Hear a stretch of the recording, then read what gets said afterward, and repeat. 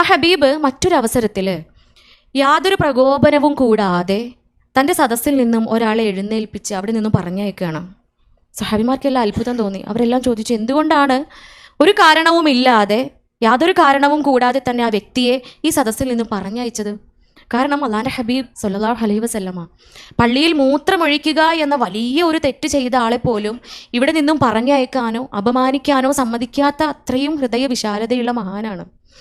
എന്തുകൊണ്ടാണ് അദ്ദേഹം ഈ ഒരു സന്ദർഭത്തിൽ ഇങ്ങനെ ചെയ്തത് എന്ന ചോദ്യത്തിന് ഹബീബ് നൽകിയ മറുപടി ഇങ്ങനെയായിരുന്നു: അയാൾ കുടുംബബന്ധം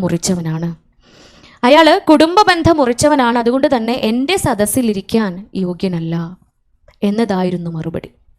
ഈ ഹബീബ് യാതൊരു ശാസ്ത്രത്തിൻ്റെയും പിൻബലമില്ലാതെ, മനഃശാസ്ത്രത്തിൻ്റെയോ 1700 കുടുംബങ്ങളിൽ നടത്തിയ പഠനത്തിൻ്റെയോ ഫലമല്ലാതെ നമ്മോട് ഓരോരുത്തരോടും ഉണർത്താണ്, നിങ്ങൾ കുടുംബബന്ധം ഊട്ടിയുറപ്പിക്കുക.